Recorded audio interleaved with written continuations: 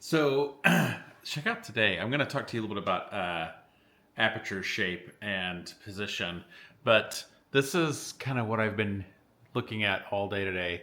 We're getting record snowstorms here in Missouri, and it just really looks lovely. And it's kind of nice to sit here at the window and just watch the snow come in and practice. Isn't that fun? It's always nice when we get to have those moments. Anyway, okay, that's not why you're that's not why you're watching.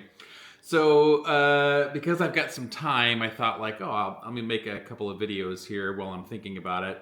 The thing I want to talk about today is aperture shape and position. And I've talked about this before. I've talked about like lip position, and I think maybe for the purpose of this video, we can sort of take aperture position and lip position to be almost synonymous.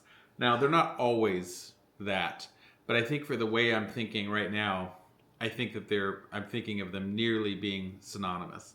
And the thing that I want you to think about is that when we have a nice, warm, full, fluid trumpet sound, we have an aperture that is of a, healthy size, that's not pinched or overly compressed and tight. And that's going to allow for a nice, fluid, round sound to come out.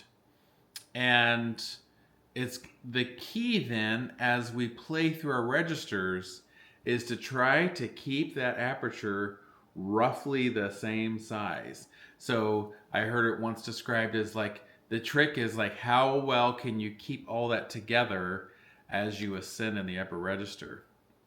And I think the problem is, so many times we think that, well, as you go higher, what you're trying to do is tighten down and like clamp down, and that's just really not the case. That the muscular assertion that happens is really in response to volume and register a little bit, but mainly volume. As you're blowing more air at it, then these things will firm up here to allow that or to keep that air from blowing your chops apart. But it's really more happening in response to the volume of air being sent, and not as a prerequisite to having those high notes come out. Does that make sense? And so it's not so much about playing like clamping down as much as it is holding that position.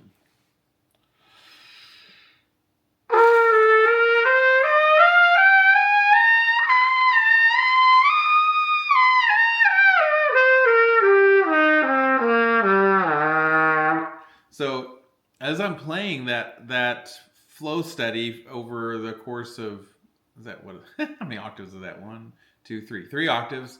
I'm really thinking about trying to hold that aperture in that same position, not letting that aperture clamp down. If it clamps down, the sound will get small and eventually cut out.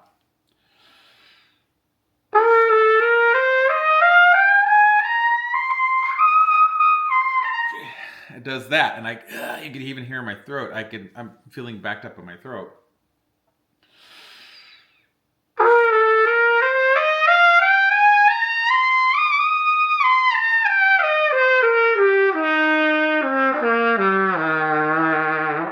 And for the longest time, I'd watch people that could play really well in the upper register. I remember like sitting in the same room as Scott Englebright, who's still one of my just favorite like lead players, and hearing him play. And there's you can find clips of him playing online. There's one where he's in the pit of a musical, and he's just like playing these high G's over high C, just like he's just testing that he has those. And it looks so effortless, and I just would think, how? How is that possible? Because when I play a high G, I'm like blowing so hard and like damn near dying. But it doesn't have to be that way. Really, it's just about holding that aperture in position and then using the muscles of expression, like all the muscles around your mouth muscles of expression, and the muscles around your face in conjunction with your abdominal support to have those notes come out and sing without being difficult. Think about that for a minute. Grab a cup of coffee or a cup of tea or a favorite soda or even a glass of water and sit and think on that for a minute. Are you playing that way? Are you playing that way where you're holding that aperture in place and it's effortless? Or are you clamping down and grunting and forcing your way through it?